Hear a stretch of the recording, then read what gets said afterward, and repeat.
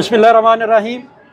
अस्सलाम वालेकुम। मैं हूं डॉक्टर कमर फारूक और आप देख रहे हैं पॉडकास्ट विद डॉक्टर कमर फारूक। किसी तारफ़ के मोहताज नहीं। मैं अगर तारफ़ करवाने बैठूं तो मेरे शायद लफ्ज़ों की वो हुर्मत ना रहे, मेरे लफ्ज़ों की वो कदर ना रहे।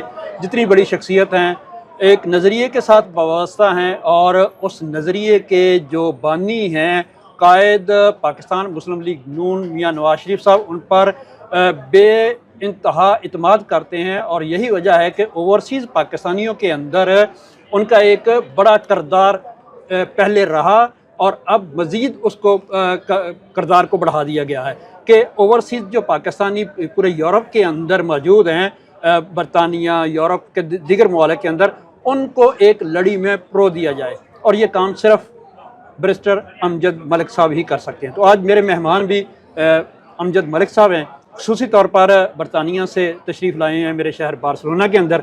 तो हमने मौका को गनीमत जाना और उनसे आज हम उनकी ज़िंदगी के हवाले से और इस मिशन के हवाले से गुफ्तगू करेंगे। जी, सबसे पहले मलिक साहब अस्सलाम वालेकुम। जी वालेकुम सलाम। डॉक्टर साहब आपका बहुत शुक्रिया, आपने हमेशा ही मावनत की है और मैं पहले भी 6 साल पहले जब इस शहर में आया था तो आपकी मेज़बानी से लुत्फ़अंदोज़ हुए थे।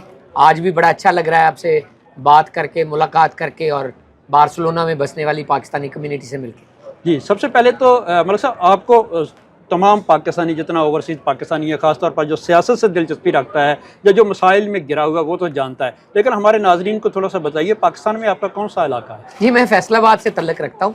मैंने इब्तदाई तलीम जो है वो गवर्नमेंट साबरिया सराजिया स्कूल से हासिल की है।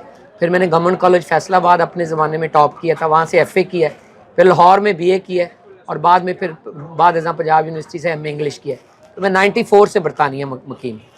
तो ये आप बैरिस्टर हैं, तो जो पाकिस्तानी कम्युनिटी के मसाइल हैं बरतानिया के अंदर वो किस नौइयत के हैं, जबकि वहाँ पर तीसरी चौथी नस्ल बल्कि 5वीं नस्ल इस वक्त मौजूद है? क्योंकि हम स्पेन के अंदर अभी पहली नस्ल हैं तो हमें बहुत ज़्यादा मसाइल का सामना है। उसमें कानूनी मामलात हैं, दूसरे हमारे अपने पाकिस्तान के साथ जो गवर्नमेंट के साथ मसाइल हैं, यहाँ की हुकूमतों के साथ मसाइल हैं। अभी हम एक उस प्रोसेस से गुजर रहे हैं, आप गुजर चुके हैं, अब क्या वहाँ पर महसूस? देखिए, मैंने बार्सिलोना भी विज़िट किया था एज चेयरमैन OPF और मैं समझता हूँ कि यहाँ की जो नौजवान नस्ल बढ़ रही है उनके लिए ज़बान का मसला था, बैंक का मसला था, तजारती रवाबत का मसला था और मैयत के लाने जाने का मसला था। लेकिन बरतानिया में क्योंकि 15-16 लाख लोग रहते हैं और उसमें एक मिलियन के करीब, 10 लाख के करीब कश्मीरी हैं और फिर डिफरेंट रीजन में डिफरेंट तबकात, यानी कोई साहिवाल का इलाका है, कोई फैसलाबाद का इलाका है, कहीं गुजरात की आबादी है, कहीं पिंडी की आबादी है, कहीं लाहौर की है और फिर कहीं ट्विन टाउनिंग भी हुई है, ग्लासगो के साथ हुई है, साहिवाल के साथ हुई है। तो लोगों के डिफरेंट मसाइल हैं। यानी पहली जनरेशन को मसाइल थे कि पाकिस्तान के साथ तल्लुक़ बरकरार रहे, दूसरी जनरेशन को मसाइल हैं कि यहाँ पे किस तरह अपना रोज़गार बनाना है, कहाँ यहाँ नुमाइंदगी कैसे पैदा करनी है। तीसरी नस्ल जो है वो डिफरेंट जो नए चैलेंजेस हैं, कसाद बाजारी है, जॉब मार्केट में हिस्सा है, यूथ के लिए अवेलेबल अपॉर्चुनिटीज़ हैं, या हमारी नुमाइंदगी या हमारी जो डिसग्रंटल्ड फॉरेन पॉलिसी की वजह से जो हमारी यूथ है उसको इस्लामोफोबिया का सामना करना पड़ता है, उसको डिस्क्रिमिनेशन का सामना करना पड़ता है। जैसे जो गाज़ा इसराइल वाली सिचुएशन है, इसमें उनकी जो पब्लिक ओपिनियन है उसके लिए वो कैसे अपना प्रोफेस करें अपना ओपिनियन और ताकि वो हुकूमत की हैवी हैंडेडनेस का भी हिस्सा ना बने। यानी ज़ाहिर है मुसलमान एक व्यू रखते हैं, उसके ऊपर वो अपने मुसलमान पार्लिमान के जो मेंबरान हैं उनसे भी वो तवक्को रखते हैं कि वो अपनी अपनी पार्टियों में या पार्लिमान के प्लेटफॉर्म के ऊपर उनकी नुमाइंदगी करें। तो ये वो तजादात है जिसका मजमुआ जो है मजमूई तौर पर हमारी चौथी नस्ल को उसका सामना है। कि पाकिस्तान के मौजूदा हालात आपके सामने हैं। मुआशी तौर पर हम बहुत कमज़ोर हो गए हैं, अखलाकी तौर पर हम गिर गए हैं, देखें तो बहुत ज़्यादा तकसीम मुआशरे के अंदर हो गई है। इस सारी सूरत हाल को देखते हुए एक ओवरसीज़ क्या किरदार अदा कर सकता है? देखिए, ओवरसीज़ की पाकिस्तान में नुमाइंदगी ना होने के बराबर है। हम वो आटा पीसने वाली चक्की हैं जो चक्की आटा तो पीसती जा रही है लेकिन चक्की का कुछ नहीं बनता। तो मेरे ख्याल में ये वक्त आ गया है कि हमारी पार्लियामान में नुमाइंदगी होनी चाहिए, हमारे जायज़ मुतालबात और हमारी जायदादों के ऊपर मदीना की रियासत की तरह ही तहफ़्फ़ुज़ होना चाहिए। हम मुल्क से बाहर होते हैं, हमारी जायदाद पे कब्ज़ा हो जाता है, हम वहाँ क्लेम लेने जाते हैं तो वो अजैनमेंट पेशी पे पेशी के ऊपर ہم تھک ہار کے واپس آ جاتے ہیں اور اپنے پیسے ختم کر کے واپس اپنے جو ملک جہاں کام کرتے ہیں وہاں آ جاتے ہیں. پھر ہماری وہاں کوئی ویلکمنگ انوائرمنٹ نہیں ہے, مائنڈ سیٹ ایسا ہے کہ ہم ویلکم نہیں ہیں. تو ہم اس سوچ کو بدلنے کے لیے کوشش کر رہے ہیں. مسلم لیگ نواز نے جب بھی حکومت آئی ہے کوشش کی ہے, چیئرمین OPF مسلم لیگ نے اوورسیز سے لگایا ہے, اوورسیز کمشنر اوورسیز سے لگایا ہے, سینٹ میں نمائندگی دی, پارلیمان میں نمائندگی دی, OPC کمشنر, OPC پنجاب بنایا ہے, OPC آزاد کشمیر بنایا ہے. ہم چاہتے ہیں کہ اس طرح کی ریپلیکیٹ ہو اور جب حکومت آئے تو وہیں سے سلسلہ شروع کیا جائے جہاں سے ختم ہوا. پاکستان میں حالات اس وقت نہ سوچنے والے حد تک برے ہیں. اکانومی کی سچویشن بہت بری ہے اور ملک اقتصادی طور پر دیوالیہ ہونے سے بچا ہے. اس سے IMF کا رول ختم نہیں ہوگا. یہ تھوڑے سے جو کاسمیٹک سرجری کے ذریعے تھوڑے سے حالات بہتر ہوئے ہیں, یہ تب تک بہتر نہیں ہوں گے جب تک آپ جمہوری طرز عمل کے طور پہ نئی حکومت کو حکومتی باغ دوڑ نہیں سنبھالنے دیتے. مینڈیٹ لے کے حکومت نہیں آتی, اس کو چلنے نہیں دیا جاتا, 5 سال پورے نہیں کرنے دیے جاتے, اور کوئی احتساب نہیں ہوتا کہ آپ اس تجربہ کاری کا ملک کو جو نقصان ہوا ہے کہ وہ دوبارہ تجربہ کاری نہ ہو, اس کا کوئی گارنٹی نہیں ہے. اس لیے احتساب بہت ضروری ہے تاکہ آنے والے وقتوں میں کوئی عمران خان کی طرز کی کوئی وہاں پہ تجربہ کاری یا پیوند کاری نہ ہو.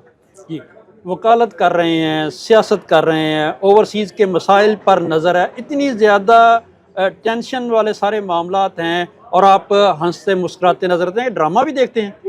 ڈرامے دیکھتا ہوں جی. ڈرامہ نہیں دیکھتا میں. پاکستانی ڈرامے, انگلش ڈرامے, سوپ اور نیٹ فلکس کے اوپر جو سیریز ہوتی ہیں میں دیکھتا ہوں جی. اور فیملی کے ساتھ کوشش کرتا ہوں کہ فیملی کو ٹائم دوں. اور لٹریچر کا میرا بڑا مجھے انٹرسٹ ہے, میرا شعبہ رہا ہے زمانہ طالب علمی میں, تو کتاب کے ساتھ بھی شغل جو ہے جاری رکھا ہوا ہے. کہا جاتا ہے کہ پاکستان میں جو ڈرامہ 80 اور 90 کی دہائی کا یا 70 کی دہائی کا ڈرامہ تھا اس سے ہم ہٹ گئے ہیں, کیا ایسا ہے؟ انڈین ڈرامے نے بڑا ٹیک اوور کیا ہے پیسے کی وجہ سے, کیونکہ وہ زیادہ پروجیکٹ کرتے ہیں, تو اس کی وجہ سے وہ جو گلوسی اور وہ جو ڈیجیٹلائزیشن, اس کی وجہ سے کافی فرق پڑا ہے ماڈرن ٹائم ڈرامے میں. ہم اب بھی وہ ان کی تقلید میں تھوڑا سا جو ہے وہ سنسری خیزی پیدا کرنے کی کوشش کرتے ہیں, لیکن جو ہمارا اوریجنل ڈرامہ ہے اس میں جو پروڈکشن اور جو پرفارمنس ہے وہ ہمارے ڈرامے کا کوئی مقابلہ نہیں ہے. ابھی بھی ہم اچھا ڈرامہ پروڈیوس کرتے ہیں. گائے بگائے ایسا ڈرامہ آ جاتا ہے جو آپ نے پہلے دیکھا نہیں ہوتا, اچھی تحریر ہوتی ہے, اس کا بہت اچھا ڈائلاگ ہوتا ہے, اور اس میں سنجیدہ کردار جو ہے اپنے کردار سے انصاف کرتے ہیں. میرے خیال میں پاکستانی ڈرامے جو ہے, جس طرح پاکستانی میوزک کا کوئی جواب نہیں ہے, اس طرح پاکستانی ڈرامے کا بھی کوئی جواب نہیں ہے. جی, ادب کی کون سی صنف ہے جس سے آپ کو زیادہ دلچسپی ہے؟ میں جی فکشن زیادہ, جو فکشن کو زیادہ میں, شاعری سے بھی بالکل میں, اچھے جو ہمارے شاعر ہیں فیض سے لے کر فراز صاحب اور جو بھی اچھے شاعروں, پنجابی شاعروں سے بھی. جن دو شخصیات کا آپ نے تذکرہ کیا, فراز اور فیض, دونوں کے اندر عشق, محبت اور انقلابی بھی ہیں, وہ آپ کو ایک جوش اور جذبہ بھی دیتے ہیں, قوم کی تعمیر کا بھی ان کے ہاں پہلو نظر آتا ہے. تو آپ کو ان کا کون سا پہلو پسند ہے؟ دیکھیں, مجھے جالب بھی پسند ہے, اقبال بھی پسند ہے. پرابلم یہ ہے کہ پاکستان میں تبدیلی کے نام پہ لوٹ مار بہت ہوئی ہے. انقلاب اچھی چیز ہے, ہم نے انقلاب کے ذریعے ملک حاصل کیا ہے. ہم انقلاب سے شاکی ہیں, صحیح انقلاب آنے نہیں دیتے. آپ کے ملک میں صحیح انقلاب ووٹ کی طاقت سے ہی آئے گا, اور آپ شعوری طور پہ لوگوں کا ذہن بند نہ کریں. ہم نے اردو کو اس طرح ترویج نہیں کی جس طرح اپنے 200 ملین لوگوں کو اپنی طرف لانے کے لیے کرنی چاہیے تھا. ابھی بھی ہماری ریٹ پٹیشن انگلش میں ہوتی ہے, ابھی بھی ہمارا سیشن جج جو ہے کسی کو سزائے موت دیتا ہے تو 400 پیج جو لکھتا ہے وہ انگریزی میں لکھتا ہے. جس کو سزائے موت ہو رہی ہوتی ہے اس کو پتہ نہیں ہوتا اس کے بارے میں کیا لکھا گیا ہے. تو میرے خیال میں ہمیں جو شعوری طور پر نشو و نما کرنی چاہیے اپنی نیشن کی, کہ وہ اوریجنل سوچے, اپنی زبان میں سوچے, چاہے اس کی پنجابی ہے, سرائکی ہے, سندھی ہے, وہ اپنی زبان میں کلچر اور لٹریچر تشکیل دے سکے. اپنی قومی زبان میں آپ اپنی جو ہے ڈیلی. تو ملک صاحب حکومتوں کا کام ہے کہ وہ اس طرح کرے. کیا کوئی حکومت ایسی گزری ہے آنے والے وقت کو؟ ہماری عدلیہ نے تو آرڈر پاس کیا ہے, خود بھی شروع کیا کہ یہ آپ عدالت جو ہے وہ انگلش میں بھی ججمنٹ دے, اردو میں بھی دے. لیکن پرابلم یہ ہے کہ میں نے دیکھا ہے سپریم کورٹ میں ججمنٹ جو ہے 400 پیج کی دیتے ہیں. 400 پیج نہیں پڑھا جاتا آج کل کے زمانے میں. عدل کا زمانہ ہے, عدل کرنا ہے 2 پیج میں کریں اور امپلیمنٹ کریں اپنا آرڈر, رادر دین 4 پیج کریں, صحیفے لکھیں, پھر بھی لوگ بچ کے نکل جائیں. उसका कोई फ़ायदा नहीं। आपने म्यूज़िक की बात की, म्यूज़िक कौन सा पसंद है? मुझे जी बिल्कुल मॉडर्न म्यूज़िक भी पसंद है, पुराना भी इसका मतलब चाहत फ़तेह अली खान को आप पसंद करते हैं? मैं चाहत फ़तेह अली खान का अपना जो है वो ऑडियंस है, लेकिन मुझे नुसरत फ़तेह अली बहुत पसंद है, और मेहंदी हसन, गुलाम अली, हेमंत कुमार, इस तरह इंडियन जो पुराने गाने वाले हैं, किशोर कुमार, पसंद है। गज़ल गायकी वाले बहुत पसंद। तो मॉडर्न भी। आपने इनकलाब की बात की, आपकी अपनी ज़िंदगी में भी मोहब्बत का कोई इनकलाब आया? जी बिल्कुल, मोहब्बत के बगैर तो आप जिंदा ही नहीं रह सकते। कितनी दफा आप अगर आप नहीं, मोहब्बत की कोई लिमिट नहीं होती। आप अच्छी चीज़ों से मोहब्बत करते हैं, अल्लाह ताला की बनाई हुई चीज़ें हैं, आप खूबसूरत आर्ट, अल्लाह की बनाई तमाम चीज़ें, मुल्क, सियाहत, सकाफ़त, जो जो आप अच्छी गाड़ी पसंद करते हैं। लेकिन जो आपने रोमानवी मोहब्बत की बात की है, तो मेरा नहीं ख्याल कि कोई अपने ज़माना तालिब इल्मी या नौजवानी के टाइम के ऊपर इससे बच सकता है। ये भी एक बुनियादी तौर पर अल्लाह की गॉड गिफ्टेड चीज़ है, और जिस तरह माँ बाप की मोहब्बत मुसलमा है, इसी तरह रोमानवी मोहब्बत भी इंटेग्रल पार्ट है कि आप इससे एक्सपीरियंस हो और ज़िंदगी में सबक सीखें। और मोहब्बत होनी चाहिए, औलाद से भी होनी चाहिए। अगर मोहब्बत की डेफिनेशन मैं सुनना चाहूँ तो आप क्या करेंगे उसकी डेफिनेशन? आई थिंक मोहब्बत ये है कि आप किसी ऐसे वक्त में, ऐसे लम्हे में वो आपके ऊपर गालिब आ जाए कि आप उसके लिए हर वो चीज़ कर गुजरने के लिए तैयार हो जाएं जो शायद किताबों में मुमकिन ना हो, एकेडमिकली मुमकिन ना हो, लेकिन फिज़िकली आप कर दौड़ें या कर गुजरें या कर गुजरने के लिए तैयार हो। जी, दूसरा ये कि पाकिस्तान के अंदर इस वक्त रवादारी जो है, मजहबी रवादारी, वो भी देखने में आ रही है, बहुत कम हो रही है। लोग एक दूसरे को बर्दाश्त का जो मादा है वो कम होता जा रहा है। ऐसी सूरत हाल में आप क्या पैगाम देंगे? हमने देखा है कि ये रवादारी पाकिस्तान में ख़त्म हो रही है, लेकिन हमारा जो नौजवान है यूरोप के अंदर रह रहा है, वो उसका शिकार हो रहा है, और शिकार होता है तो जेलों में चला जाता है, क्योंकि ये मुआशरा उस चीज़ को एक्सेप्ट नहीं कर रहा। ये आपका बहुत पर्टिनेंट पॉइंट है। यूरोप में, अमेरिका में बसने वाले जो लोग हैं, उनको चाहिए कि आप मकामी कानून, शख्सी आज़ादियाँ इंजॉय भी करें, लेकिन अपना इजहार का तरीका बदलें। लोगों की शक्लों के ऊपर, लोगों की सियासत के ऊपर, लोगों की मजहबी रवायात के ऊपर लोगों को ताना जनी करना, गालम गलोच करना, बिलो द बेल्ट लोगों की फहाशी और अरियानी के ज़रिए अपना मौक़िफ़ वाज़े करने की कोशिश करना, ये बद अखलाक कौमों का तो हो सकता है वतीरा, एक इस्लामी मुआशरे का नहीं हो सकता। आप एक इस्लामी मुआशरे में गालम गलोच के ज़रिए अपना पॉइंट जीत नहीं सकते। ये मेरा 20-25 साल की स्ट्रगल का तजर्बा है। जहाँ तक पाकिस्तान का तल्लुक़ है कि हमने 2018 के बाद एक ऐसी नस्ल पैदा की है, तैयार की है, जिसके ऊपर मैं समझता हूँ रियासती अदारों का भी उतना ही ज़िम्मेदारी है कि उन्होंने अपने मौक़िफ़ को सही साबित करने के लिए हर वो काम किया है जिससे अगले के मौक़िफ़ की नफ़ी हो सके, और उसमें उन्होंने अखलाकियात के जो तमाम सरहदें हैं वो अबूर की हैं। उसका नतीजा ये है कि आप 6 साल इंडोक्ट्राइन करें, रेडिकलाइजेशन करें किसी की, और परवरिश करें किसी की कि आपने इसको गाली ही निकालनी है, उस बमर से निकलने के लिए सालों दरकार होते हैं। और मेरे ख्याल में बर्दाश्त पैदा करनी चाहिए। हमारे में मजहबी रवादारी भी कम है, अब तो मुआशरती अदम बर्दाश्त इतनी ज़्यादा है कि पिछले ज़मानों में हमने पहली दफ़ा देखा है, मुझे 20-25 साल हो गए हैं बरतानिया में रहते हुए, मुझे 5 साल ऐसे लगा जैसे मुझे सफारत खाने में बहन ही कर दिया। मुझे 5 साल ऐसे लगा कि अगर मैं जनाजे पे जाऊंगा तो शायद तहरीक इंसाफ वाले मेरे ऊपर कोई हमला ना कर दें, या कोई ऐसा ना करें कि जिससे मैं शायद अगली दफ़ा जनाजे पे भी ना जाऊं, या ये काम शादियों पे होने वाला भी होना शुरू हो गया, लोगों का खानों के ऊपर जाना महाल हो गया। तो ये वो तरीका नहीं। आप बरतानिया, मगरब में रहते हैं, स्पेन में रहते हैं, आप अपना मौक़िफ़ अच्छा रखें, आप उसके लिए लिखें, पॉडकास्ट करें, टीवी इस्तेमाल करें, अखबार इस्तेमाल करें, अपना चैनल बना लें, लेकिन ये तरीका नहीं है कि आप अगले को दुश्मन तराजी में इतना आगे चले जाएं कि मैं जो मौक़िफ़ रखता हूँ वो पैगम्बरों वाला मौक़िफ़ है, आप जो मौक़िफ़ रखते हैं वो मिनॉरिटी वाला मौक़िफ़ है। ये चलता नहीं है मॉडर्न टाइम्स में, और उसकी वजह से अदम बर्दाश्त का एक ऐसा माहौल बन गया है कि हमने जीना और जीने दो वाली पॉलिसी से हम बहुत दूर चले गए हैं। इस्लाम का ये मज़हब का ये दर्स नहीं है। अगर आप हिंदा का याद रखें और हुज़ूर सल्लल्लाहु अलैहि वसल्लम का उस हमसाई का याद रखें कि जो आपके कूड़ा फेंकती थी, कूड़ा फेंकने वाली का सर कलम नहीं किया गया, उसके घर जाके तमारदारी की गई, उसको खाना प्रोवाइड किया गया और उसको अपने हुस्न सलूक के ज़रिए इस्लाम में आने की दावत दी गई, ज़बरदस्ती नहीं किया गया।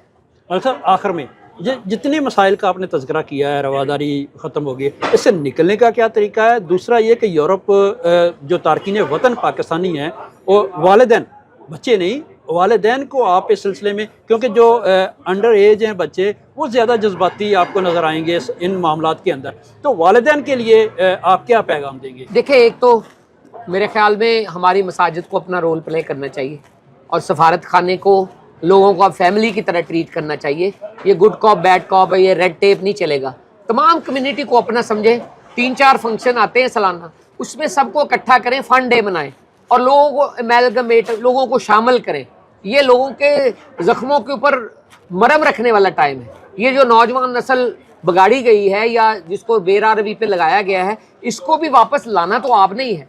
उसके लिए एक कौमी जहद और कौमी एफर्ट की ज़रूरत है। इसको नाराज़ ना करें कि ये नाराज़ हो के क्रिमिनलिटी की तरफ चले जाए। इनको शामिल करें और अपने साथ लेके एक कौमी दायरा कार, कौमी पॉलिसी बना के इनके ज़ख्मों पे मरहम रखें। इनको आपने नाराज़ किया है, इनको तब्दीली का झांसा दे के, मदीने की मस्जिद दिखा के आपने आगे चर्च भी नहीं रहने दिया, तो ये तरीका नहीं है। तो मेरे ख्याल में उनको प्यार से अपने साथ मिलाएं, कौमी दायरे में लेके आएँ, पाकिस्तानियत का फ़रोग़ करें और कोशिश करें कि आप इस्लाम की जो दी हुई तालीमात हैं उनको लेटर एंड स्पिरिट अपनी ज़िंदगी में आप लेके आएँ।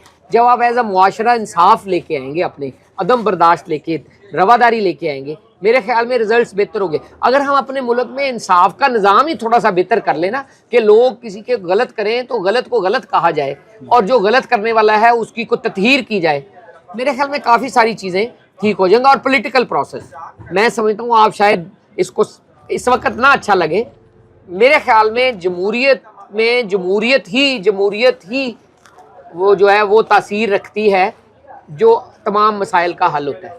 तो जमहूरियत में आप जमहूरियत के ज़रिए इसको डील करें, पॉलिटिकल प्रोसेस के ज़रिए लोगों को बहने दें, पानी को बहने दें। जब वो उसके साथ बहेंगे तो अपने मामला ठीक कर लेंगे। जैसे पानी गदले पानी को साफ़ कर देता है, इसी तरह जब आप इस प्रोसेस को चलाएंगे तो लोगों के ज़ख्मों पे मरहम रखी जाएगी।